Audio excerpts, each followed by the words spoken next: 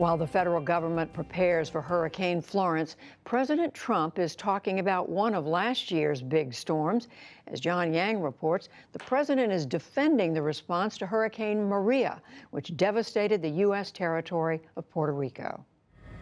In the weeks after the storm hit, the Puerto Rican government said 64 people died on the island. But mounting evidence suggested that figure failed to take full account of the deadly effects of prolonged power failure, blocked roads, and interrupted health care.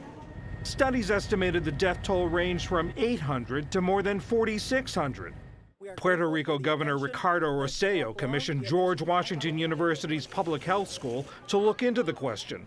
Last month, Rossello accepted the study's conclusion that nearly 3,000 people died as a result of the storm's effects. Today, President Trump said 3,000 people did not die in the two hurricanes that hit Puerto Rico. When I left the island after the storm had hit, they had anywhere from 6 to 18 deaths.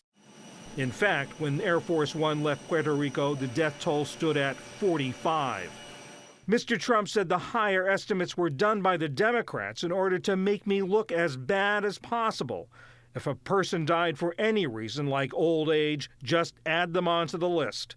Republican response was largely muted. One exception, Florida Governor Rick Scott, a candidate for the U.S. Senate, who said, "I disagree with POTUS. An independent study said thousands were lost." We're joined now by Philip Bump, a Washington Post national correspondent who focuses on the numbers behind politics. Phil, thanks for being with us. As we heard in the tape, this new higher estimate from George Washington University, how was that reached? How was that number reached? So the conclusion they reached was that there was a range, and 3,000 was the most likely value that they came up with. And that range was determined by looking essentially at what the normal level of mortality was on Puerto Rico and how that level of mortality had increased in the months after the storm, for about 6 months after the storm. So essentially, if, say, 100 people died normally in a November in Puerto Rico, if after the storm 150 had died, they basically would take estimate about 50 additional people had died. It was that sort of analysis they did for an extended period after the storm that allowed them to come up with this value. And I should say that George Washington University's School of Public Health put out a statement that said, "We stand by the science underlying our study. We are confident that the number, 2,975, is the most accurate and unbiased estimate of excess mortality to date." So this wasn't a list. They didn't go counting That's right. Death certificates over this time. That's exactly right. And in fact, that probably wouldn't even have worked. One of the things, I spoke with researchers from the University of Delaware's Disaster Recovery Center last year in anticipation that this might become a problem. And the thing that was pointed out to me is that most of these causes of death, if, for example, someone has diabetes and their insulin that needs to be kept refrigerated, they can't keep it refrigerated because they lose electricity because of the storm and unfortunately die as a result of that, the cause of death that's listed on their death certificate is not going to be they died as a result of Hurricane Maria. It's going to be that they died because of diabetes. And so all of the causes of death that would be listed on those death certificates anyway might not necessarily reflect the true reason that they died at the point that they did, which was the after effects of the storm. So 2 points coming out of that. Number one is that when the president said that they just added people onto the list, there was no list. That's exactly right. That was just political rhetoric.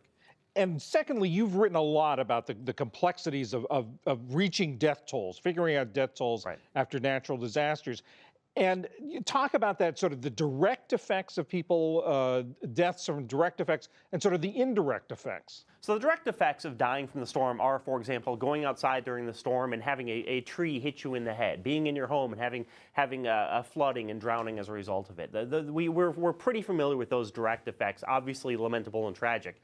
But what we're really talking about here is that period afterward, that period of months where Puerto Rico, much of Puerto Rico lacked electricity, lacked potable water, lacked clear roads, which was a problem. The Post in May told the story of a woman who died in her home in part because they couldn't reach medical workers because cell phones weren't working, and in part because ambulance got caught in traffic because traffic lights weren't working. These are the sorts of deaths that are a direct result of the storm, but which aren't directly attributable to the storm itself, those 2-day period. And the remarkable thing what the president did today is he asked us to focus only on those direct effects from the storm and ignore the preventable deaths that happened in the weeks and months afterward, the preventable deaths that were ultimately the responsibility of the federal and local government to prevent.